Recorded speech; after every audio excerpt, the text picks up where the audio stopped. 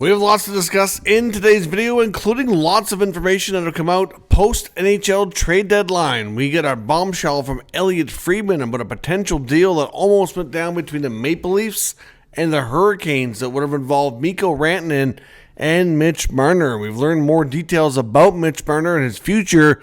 Is it in Toronto? Is it elsewhere? We've got comments from Mitch, comments from GM Brad Treliving, and a lot of information from Elliotte Friedman and Chris Johnson, both NHL insiders, well connected on the situation. Plus, we're going to talk a little bit more about the fallout in Boston with Brad Marchand, what led to his departure, could he return as a free agent, and where does his future hold beyond Florida and what's happened now, and a few other news and notes around the NHL as well. All that coming up next. So welcome back to another video here at Top Shelf Hockey. As I mentioned, we've got some interesting post-trade deadline conversations to have tonight. As you can see, if you've been following the channel and you're watched regularly, you have known the past week or so I've been on vacation. I'm home now. I'm not in my normal recording studio. I've had a really long travel day, and then just lots to do now to get back here. So it's kind of been an exhausting, just a long travel day. So didn't want to go through the whole trouble of getting everything reset up in the normal studio I have upstairs. So we're just going to do a little sit down conversation at the dinner table here tonight. So as I mentioned, we got lots of new information regarding some of the stuff that either did happen or almost happened at the trade deadline, and it's pretty significant stuff and could have a major impact on some off-season stuff as well. So first, a couple quick hits here, a few other quick notes around the NHL. One, Utah Hockey Club goaltender Connor Ingram has re-entered the player assistance program. He's gone through this program before, had a successful time with it, got a lot of help, and then came back to the game. He put out a note earlier informing everybody that he needs to go back in, feels like he's not himself and has some stuff to deal with. So we just want to let him know that obviously, everybody, at least I know for me, I would hope everybody watching this will support him, and I hope that he can have another successful run with this program and get back to playing hockey. I mean, Utah is in, of course, they're still in the mix for wild card spot. It might be a little bit tough for them to get in, but at the end of the day, regardless of where the team is at, he's going to do what's best for himself right now, look after his personal well-being and health, which is great, but hopefully he can get back before the end of the season if they are in the mix and be a part of that. I think it'll be good for him, but certainly hope Connor Ingram can get through this stint here. The Los Angeles Kings in the last, I think about 24 hours ago, announced that they signed Andre Lee to a 2-year contract valued at $775 per season. A couple quick injury updates. Suns defenseman Travis Hamonic is going to be out. I don't think it's going to be too long, but he's considered day-to-day with a leg injury. And then Dallas Stars forward Rupe Hintz, not quite sure exactly how long he'll be out. I suspect not too long as well, but he did get a puck to the face, and certainly didn't look good there. Got him quite hard. So he'll be out. He's listed as day-to-day as well. Another big milestone coming up for Nathan MacKinnon. Of course, one of the best players in the world currently. MacKinnon, it was the first player in the NHL for the current season to hit 100 points. And his next point will be point number 1,000 in Nate's career, which is pretty phenomenal. If you think about it, his next game that he plays is game number 856. So to have that many games played and be at 1,000 points is a phenomenal accomplishment. Of course, the former first overall pick from what I believe was 2013. He's 29 years old now, so to be hitting these kind of milestones at that age is fantastic, and this goes to show just how good he is. I know. He wasn't a 100-point player or the superstar immediately in the NHL. It did take him a little bit to build up to that. But since he's kind of taken off after his, I would say probably his third to fourth season, he's been an absolute force of nature across the NHL. And for him to be hitting those kind of milestones and be already closing in on 1,000 points is absolutely phenomenal. So certainly congrats to Nathan Mackinnon, of course, they're a very proud Maritimer like myself. So the fact that he came first overall from the exact same small town in Nova Scotia as Sidney Crosby all those years apart is just it's crazy when you think about it. It's such a small place, but to produce two phenoms like that is incredible. Now, speaking of Maritimers, let's go to another buddy of Mackinnon and Crosby from the province of Nova Scotia as well. Former Bruins captain Brad Marchand, which it feels weird to say that now. Of course, Brad Marchand, a Bruins draft pick, played his entire 16-year career up until the other day with the Boston Bruins. We know that there was a desire from Brad and from the team for him to remain and return. I did not think that we would see the Bruins tear things down to the point that they have. Now, of course, I did predict that, really it's taken a little longer to happen. I kind of thought it would be more last year, but really I've been saying it since last year that this team was poised for regression, and that it wouldn't be long before they would kind of fall out of that mix, and they're going to need a major retool. It was kind of my take on them. You could tell with the way things were trending and the aging players and everything, and they lost some key players with Krejci and Bergeron retiring, that things were going to be trending in a different direction. And this year we finally started to see part of that, and it's not a given that they missed the playoffs. They're still in the mix, but it's certainly it's made it a lot tougher on them. They're a few points back now, and they've played more games, and then they've gutted the roster. We saw them move out Brandon Carlo. Besides Marchand, you got Carlo goes, Charlie Coyle goes, Brazo goes. They made a lot of changes here. Even dating back to the last offseason, you saw Jake DeBrusk, who was a first-round pick of theirs and had spent his entire, at that point, I think 7-year career, whatever it was, up until that point, in Boston as well. There's been so many changes. Linus Ullmark traded last offseason as well. So you saw a couple of key players go last year. A bunch more moved here at the deadline. And, Marchand was one of those guys, though, that you thought would stay. But this Bruins management group, who's been in place for an extended time now with Cam Neely and Don Sweeney, they seem to have a weird way of treating their legends and their I guess I don't know what to call them, but their longtime veteran players. We saw the same, I think the same thing was Zdeno Chara. I think if they would have got their way, that he would have retired a Bruin, but he wasn't ready to stop playing, and they weren't ready to keep him on the payroll, essentially. But in Marchand's case, we've learned from Elliot Friedman's report that essentially that there's been a gap. And Don Sweeney, the GM, did acknowledge this, that as they were going through negotiations, that there was a gap and it was more about money. Elliot says that there was an agreement on term that both sides were comfortable doing a 3-year contract extension, but it was boiled down to money. It was the average annual value that was the problem on Marchand's side. So it sounds like the Bruins were definitely lowballing their captain. Now, he also mentions that he doesn't think Marchand was really expected to take a pay cut. So I don't know if it's a case of, with the cap going up, of Marchand wanting a raise and the Bruins being more comfortable with closer to his current number. I don't know. We don't know the fine details there. But we know there was a pretty decent sized gap, to the point that he wasn't willing to leave that much money on the table, and they weren't willing to come up more to close it. So leading up towards the deadline, apparently Elliot reports that Marchand requested a meeting himself with Bruins management. He wanted to sit down with Sweeney and Neely and see if he could help bridge the gap and get things done, because he really wanted to stay and continue to be the captain of the Boston Bruins. Now, Elliot says that he did get his request. They did have a meeting. He said he doesn't know exactly who was all in the meeting or when exactly it happened, but it was sometime recently leading up to the deadline, and that during that meeting, they talked, and Marchand basically said, here's what I want, here's what you want.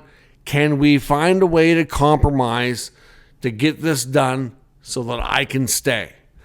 And they absolutely refused to budge at all. So it sounded like he was willing to budge late in that process to some degree, but wanted them to budge a little bit too. And they was like, nope, we're not budging at all. So essentially, once that became clear, Marchand's agent said, okay, if you're going to trade him, here's his preferred place or a couple of places to go. It seemed like Florida was right at the top of his list. Therefore, the Bruins really had no real leverage, and they got the deal done with the Panthers. So, some people are already, as soon as the trade went down, there was speculation, well, could he come back as a UFA? He could, but the way Friedman's reporting things, he sounds like there could be some hard feelings and some hurt feelings there. I honestly would be shocked at this point if Marchand returned to Boston. I honestly think at this point in his career, if he wasn't going to be able to stay with the Bruins, that he's probably most interested in having a chance to win a little bit more before he calls it a day. I'm not sure he's going to be able to remain in Florida beyond the current season. He'll ride things out, have a chance at a cup run, possibly, if the Panthers are going to be able to repeat as Stanley Cup champions. I know they will be one of the favorites. Hard to say if they can do it or not. But, obviously they'll have a good shot. They have a really good team, and they're even better now with the additions they've made, including Marchand. But I don't think he's got a long future there. I think from a cap perspective and everything, they're probably going to be tough to bring him back. So because of that, I'm going to say Marchand ends up somewhere else next year. Where that's going to be, I don't know. Would it be shocking to see him reunite with some of his other Nova Scotia buddies? No, it wouldn't. Could he go to Pittsburgh to play with Crosby? Maybe. I don't think he's going to go to Pittsburgh if he really wants to try to win a cup. Would he be down to play with Sid? Sure, they're good friends. They've been line mates on Team Canada numerous times. Chemistry, there's lots to like and to see the fit there from that perspective. But at the same time, the Penguins are trying to get younger. But they're also trying to become more competitive. So I don't know. Maybe they balance that out by bringing in Marchand and other guys. I'm not sure it's a perfect situation. Hard to say. Could he join his other Nova Scotia buddy, Nate MacKinnon, in Colorado? That's not a complete something I would rule out either. The Avalanche are a very competitive team and will be a cup contender for years to come for a while. So, that's a possibility. You never know. Hard to say. But where Marchand lands next, I don't know. I don't think it's going to be in Florida, and I don't think it's going to be back to Boston. I really don't. I think his time as Bruins captain has come to a close. So let me know where you think he ends up next. It's difficult to say right now, but not in those locations. Now, the other big thing we learned was that Mikko Rantanen had several options being considered, and there was a lot of trade conversations besides the deal that went down with the Dallas Stars. Mikko Rantanen almost made it onto two separate Canadian clubs, being the Edmonton Oilers and the Toronto Maple Leafs. Now, we'll talk briefly about Edmonton. I want to focus more on the Leafs because of the trade package was a lot more interesting. Essentially, there were reports that were indicating from guys like Ryan Rishaug, who are well connected with the Oilers, that the Oilers were well down the path of conversation with the Hurricanes to acquire Rantanen. They had conversations around contract extensions to get him signed should a trade go down, and it sure sounds like Rantanen had absolute serious interest with the Oilers, and it sounds like the Oilers were well prepared to pay him north of what he actually got with the Dallas Stars. He would have gotten a contract with Edmonton more than Connor McDavid's current contract, which is not far away from expiring, mind you, but still, he would have been right up there with Draisaitl, who got the latest contract. Now, if I'm not mistaken, I believe Rantanen and Draisaitl share an agent as well. So there's certainly connections there. And you imagine the concept of Rantanen going to play with McDavid and Draisaitl. So there was lots of, I think Rantanen was happy to go there. I think the Oilers were happy to pay him. I think that the terms of the contract were getting close to having an agreement. The problem is that the trade part of it, the Oilers couldn't compete with the other teams to make it happen. But all the other aspects were there. I'm not sure what they were offering exactly. We don't know. But it was not nearly as good as what Dallas offered up or what they were trying to get from the Leafs. Now, the more interesting part here that we learned is that if he didn't have a no-move clause, Mitch Marner probably would not be a Leaf today. He'd be a member of the Carolina Hurricanes. The Maple Leafs, according to Nick Kipriosa Sportsnet, and this was backed up by Elliot Friedman, so we have lots of reason to believe that it's legit, that the Leafs had I think you can make an argument here that a better offer on the table than what they got from Dallas. They were offering Fraser Minten, they were offering Easton Cowan, and they were offering 2 first-round picks. They ended up getting, Logan Stankoven and a couple of first-rounders out of Dallas. Now, according to what Kiprios was saying, a couple of things. One, they like the fact that Stankoven could have more impact today than Cowan or Minten because he's got a little bit more experience. He's a little bit more proven to be an NHL player right now. Now, Minten and Cowan, 2 players, lots to like. They have bright futures. But will they help them win in the playoffs right now? Probably not. Stankoven, a little more established, could. So they liked Stankoven more than those 2 guys. Understandable. Now, if they were in a different situation and they were only focused on the future, they probably do entertain that Leaf deal a little bit more. But the counter from Carolina to Toronto was, well, how about Marner? And we know that Mitch Marner's in the final year of his contract, and there's a lot of uncertainty on his future and where he's going to end up. And this whole transaction, this bombshell basically that came out from Elliott, revealing all this, really puts a lot of uncertainty over Marner's future with the Leafs. So it sounds to me like the Leafs here, they've got to have concerns that they're going to lose him to free agency. If they were willing to pull the trigger right now on a Rantanen for Marner deal, they have to have concerns that that's going to happen. Because if they're thinking, okay, we can get Rantanen under contract now, we don't have to worry about what happens with Marner. He's gone. And we replace him with a different kind of player, but somebody who can be just as productive, somebody who's bigger, somebody who's stronger, somebody who's won a Stanley Cup. There's lots to like about Rantanen's game. As much as they love Marner, I think they could love Rantanen as much or more. Different kind of guy. Maybe they feel like they could win with him more. Hard to say. I don't know what Brad Treliving is doing. But anyways, they were obviously intrigued by it enough that they approached Mitch Marner and asked him if he would be willing to waive his no-move clause to facilitate that trade. And he said no. And that's why the deal never happened. Otherwise, it probably would have been pretty close to being a straight-up one-for-one trade. Rantanen signs with the Leafs, and he's on the Toronto Maple Leafs instead of the Dallas Stars. They would have paid him what basically they might end up paying Marner, maybe. So, interesting. Now, and to make all this, nobody can deny any of this. We've got enough verification that this 100% happened.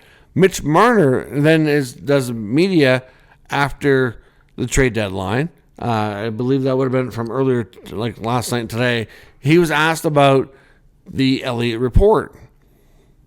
And he had prime opportunity to say it never happened. He didn't do that. So he was asked point blank, like kind of what was going through his mind when he was approached about waiving, and did he have any idea that this could happen? And he said he kind of thought that maybe it could. And all he ever really said was that he's just focused on winning hockey games and playing with the team that he's with right now. He did at a prime opportunity to come out and say, I want to sign here for a long term. I want to be a lifetime Leaf. I hope to get a contract done. He had a prime spot to shut all that down, and he didn't. So it's just fueling more speculation that there really is uncertainty. And then Brad Treliving today also felt the need to come out and support his player and basically say that he wanted to address the reports that have been out there regarding trade conversations that happen around Mitch Marner, and that they support the player and they want Mitchie here and they want him to sign, and they love the player, blah, blah, blah. So yeah, sure, they love the player. They're open to him staying there a long time, but they know right now that there's a chance he doesn't come back, and they're protecting themselves by exploring trades. So at the end of the day here, this was this could have, like, without the no move clause, if he didn't have that in there, this deal happens 100%. They signed Rantanen. The Leafs are a completely different team. Marner goes to the Hurricanes. And, well, it makes you wonder, what is Marner's future? Now, based on the Rantanen contract, it's going to probably top out what wingers like that can get on the open market. And, Mitch Marner would be one of the top production playmaking wingers that are in the league.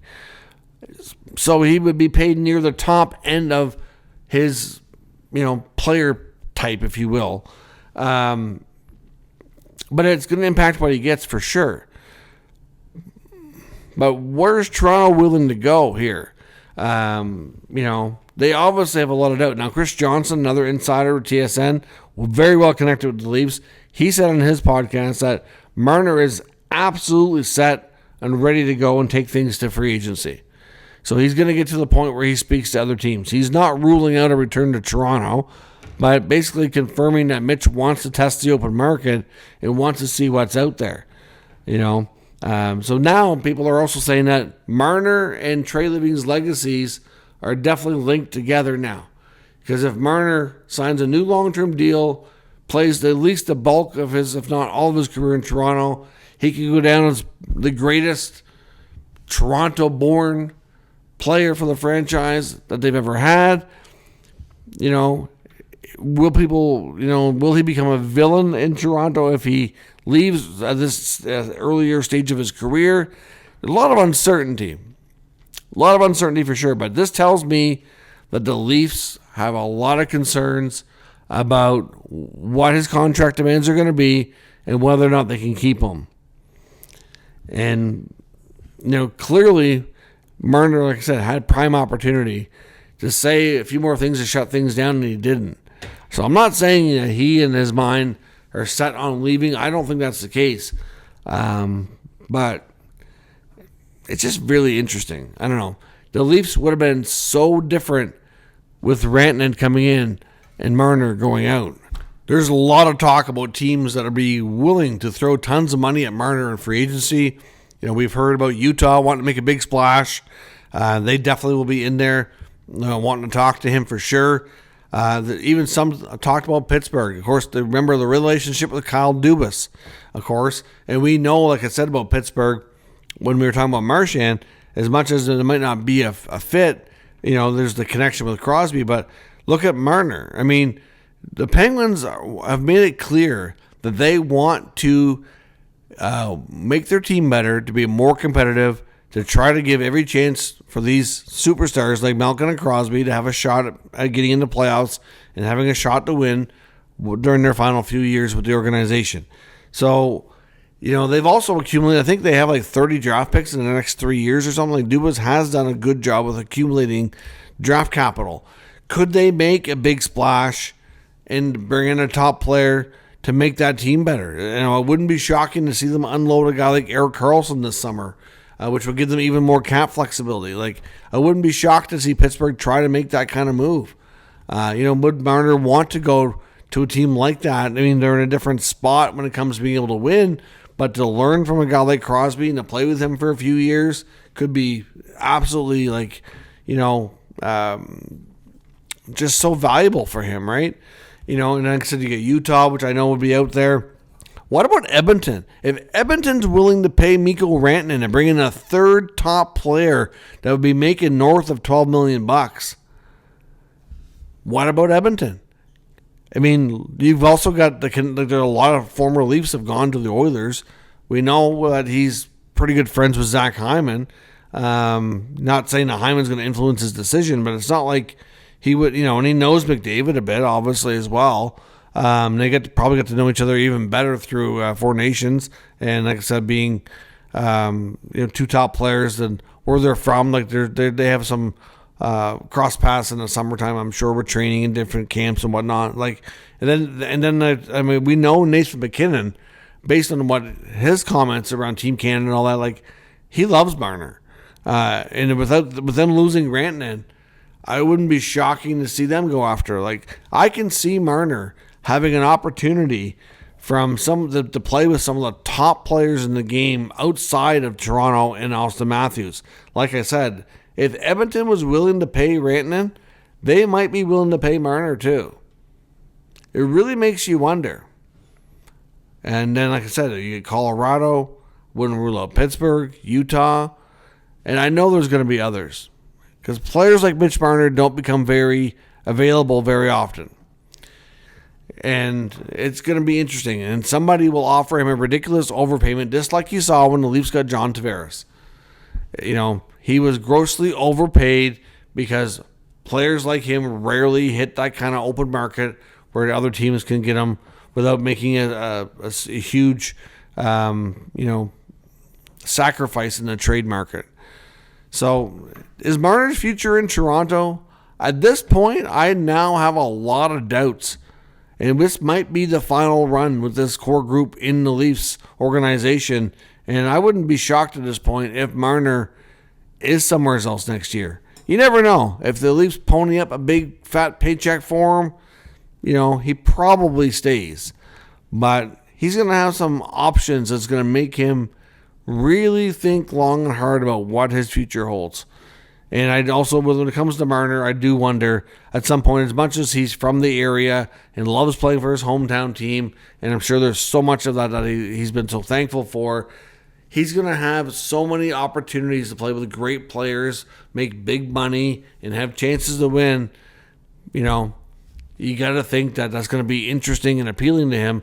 I also think that their playoff success or lack thereof this year will also have a big role in everything too, because you got to think if I'm the team and I'm Brad Treliving, if Marner doesn't have a great playoff run and the team doesn't get out of the first round, I'm asking some tough, hard questions about what this team needs to look like moving forward, because you can't have this group of players have 8-9 shots at playoffs and fail every time. Something has to give. So it's going to be very interesting. Let me know what you think on the Marner and Marchand situations in the comments, and we'll discuss further. If you're new to the channel, of course, make sure you subscribe and stick around. We'll keep you up to date with the latest news, rumors, and analysis of all 32 NHL teams. Thanks for watching. I'll catch you next time.